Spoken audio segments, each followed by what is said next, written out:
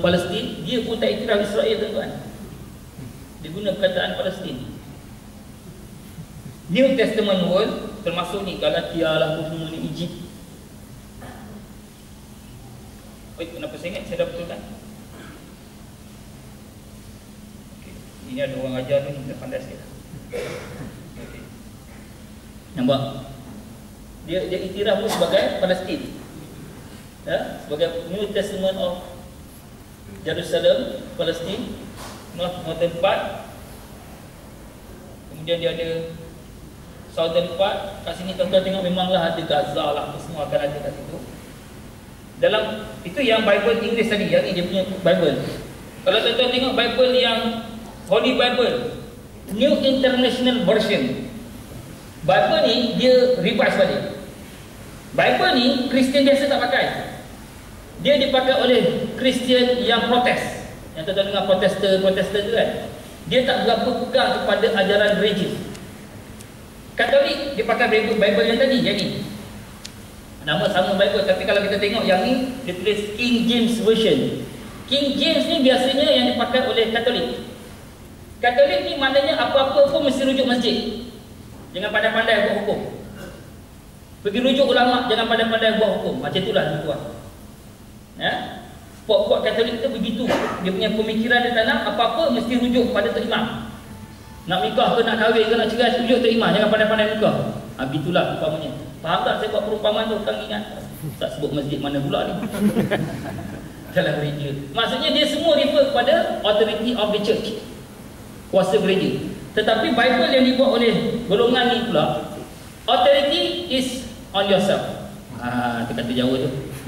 Ya, kamu boleh buat apa saja keputusan mengikut kefahaman kamu.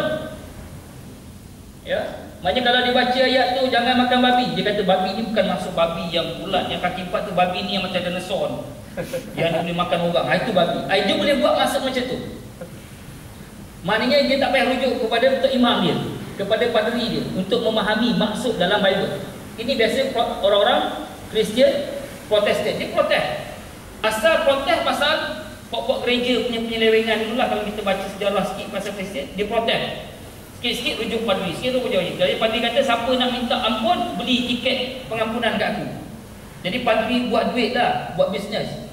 Dia ada downline dia, pasang 3-4 kaki. Marah orang lain pula. Maksudnya dia ada cara nak buat duit.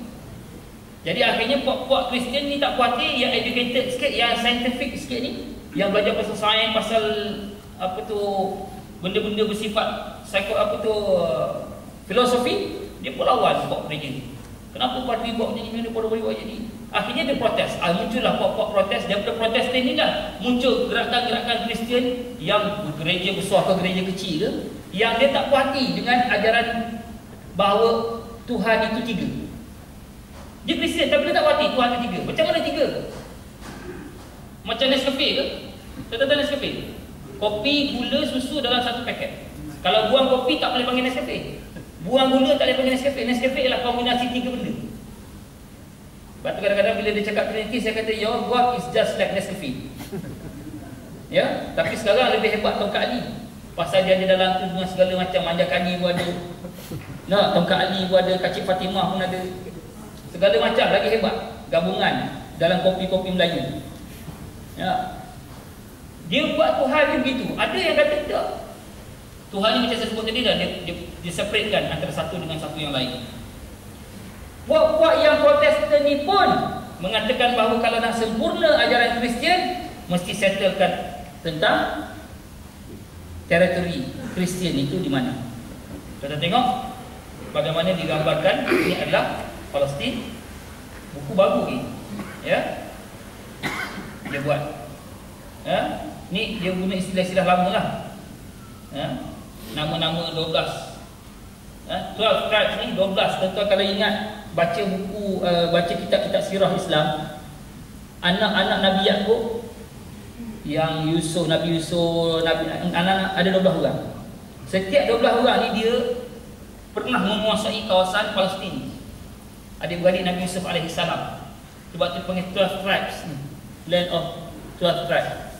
Memang Israel memang dipecahkan kepada 12 puak yang kuat. Sampai hari ni pun Pecahan mana-mana pun datang daripada 12 puak. Itu kita akan baca nanti. Kita akan tunjuk. Ya.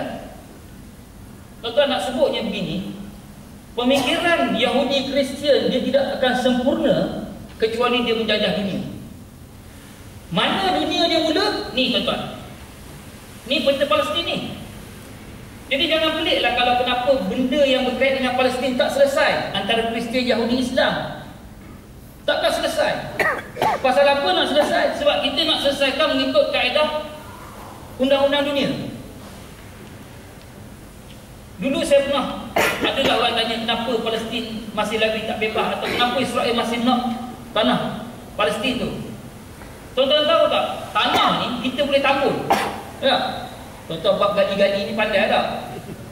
Ha, buat rumah atas air kan? Kan tuan-tuan ada rumah atas air tu, offshore tu. Nak perkampungan atas air boleh duduk satu, berkeluarga atas tu. Tak boleh. Boleh buat. Yahudi ni ada 0.07 million di atas dunia ni. Kalau dia tak nak tambun tanah pun, macam buat dekat Maldives tu, dia ada kawasan dia boleh tambun, boleh jadi satu bandar kat Maldives sekarang. Ya, airport lama dia buat sebelah tempat tu dah pack sangat, dia buat tambun tanah baru dekat Maldives. Dia boleh tambun tanah tepi laut tu jadi satu bandar. Boleh bina dengan bangunan apa semua, berapa tingkat boleh buat. Kalau dia takat nak tanah saja, nak duduk tempat, dia boleh ambil mana-mana tanah dia nak. Carilah agak-agak kat Maldives ke cantik ke tak, kat Madagaskar ke, ambillah tanah, berhentilah. Tetapi isu Palestin, isu Israel dengan isu Kristian, mereka nak menguasai ini. Bermula dengan tanah yang kita sebut ni, tanah suci. Ya. Kita tengok ni, tanah ni dia termasuk ni, Mesir. Ini adalah dipanggil dalam akidah Yahudi Kristian ialah the kingdom of God. Kalau tak kat internet, apa cerita kingdom of God? Kat situlah agenda utama dia. Ialah menubuhkan kerajaan Tuhan di atas dunia ini. Yang berpaksikan kepada cerita pembinaan Nabi Sulaiman alaihissalam, raja zaman itu. Semua ni termaktub dalam Bible. Yang ni Bible Melayu. Ya. Kenapa ada peta dalam Bible? Kenapa ada peta dalam Bible? Dan setiap Bible ni ada peta yang mewakili peta-peta Palestin, tanah Arab ni. Di situlah kita dapat memahami satu perkara, bahawa cerita Kingdom of God yang kita pernah baca kalau dalam kisah ataupun dalam agenda Yahudi Kristian ni, maka penguasaan mereka tidak boleh, melainkan dia mesti kuasai kawasan ini dulu untuk menyempurnakan ajaran Bible mereka, baik daripada Yahudi ataupun Kristian. Sebab itu tak boleh Kristian dan Yahudi akan sentiasa yang Allah SWT sebut dalam Quran, walan tarda ankal yahudu walan nasara hatta tattabi'a millatahum. Kenapa Allah kait? Kenapa Yahudi Kristian kenapa tak ada kat situ musyrik, penyembah berhala, ramai penyembah berhala? Kenapa Allah tak sebut tentang golongan apa tu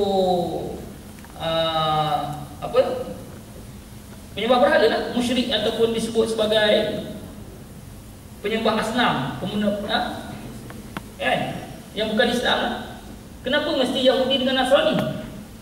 Kerana memang gabungan kekuatan Yahudi Nasrani akan berlaku sampai bila-bila. Sampai bila-bila. Selama mana itulah ajaran dalam Bible mereka. Sebab itu tuan-tuan muslim-muslimah rahimakumullah, kalau kita faham tentang kewujudan Yahudi dan Kristian ini, bagi orang yang melihat bahawa Islam harus mendominasi dunia, maka dia harus melihat bahawa musuh besar dia mesti dua puak ni. Tapi kalau dia sekadar fikir masalah kampung dia, masalah lokaliti dia, maka dia tak nampak agenda Yahudi Kristian di atas dunia ni. Cerita ni cerita besar tuan-tuan, cerita dalam ajaran kitab-kitab mereka.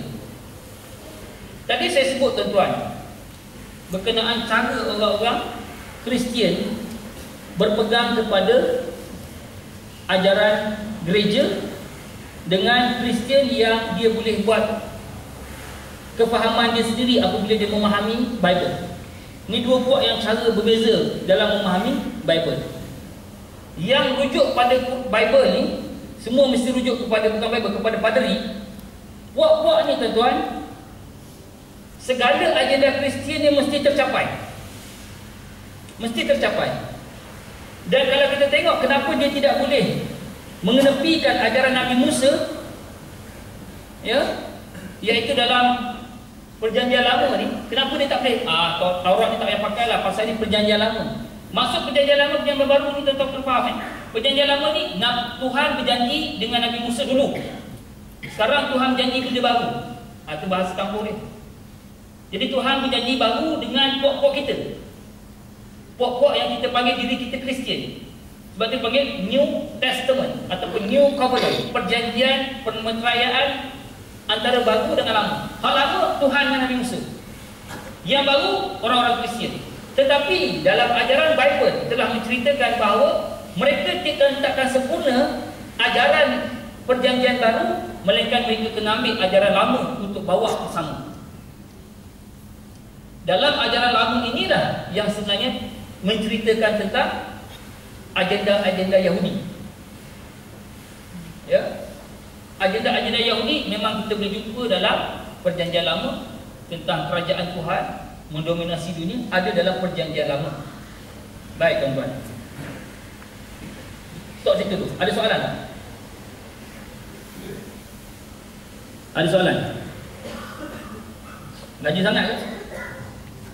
Kita lewat sikit start hari ni. Ya.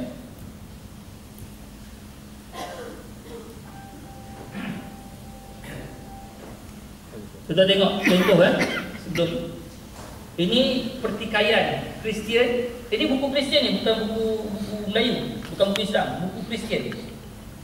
Ya. Yang mereka ni mempertikaikan siapa itu Tuhan itu sendiri. Dia confused. Ya. Ini cerita je. Patutkah kita menyembah, bersujud atau berdoa kepada patung? Puak-puak Kristian yang ini ni, dia tak ada patung, tak ada lukisan dalam gereja. Ya, atau tuan-tuan boleh baca dalam buku saya itulah. Target dia orang ni pula, dakwah dia orang, dia lebih suka target orang Kristian banding dengan orang bukan Kristian. Dan dia di Amerika mendominasi sekarang ni. Dia dominan. Pasal dia berfikiran cara terbuka kan, free thinker. Jadi dia mempertikaikan Bible tu, menyebabkan mereka mengeluarkan benda-benda yang bercanggah dengan ajaran utama dalam Kristian yang kuno. Dan mereka mendakwa bahawa mereka berasal daripada Kristian yang lama. Kristian sebelum ada Kristian lagi, dia dah Kristian dah. Apa-apa ni, ya, dia pertikai. Kenapa kita pergi sembah? Dalam gereja biasa kan, kalau kita tengok ada gambar Mary, gambar Jesus kena salib ke? Dia tak ada. Dia kosong. Ya, tak ada. Pasal benda tu syirik dia panggil. Bagi dia syirik. Dia pertikai ni. Ya, tuan-tuan. Patutkah kita menyembah, bersujud, berdoa kepada patung, gambar atau lambang? Tidak. Pasal dalam Bible sebut tak boleh. Dia kata dalam Bible tak boleh. Kenapa kau pergi sembah patung-patung ni?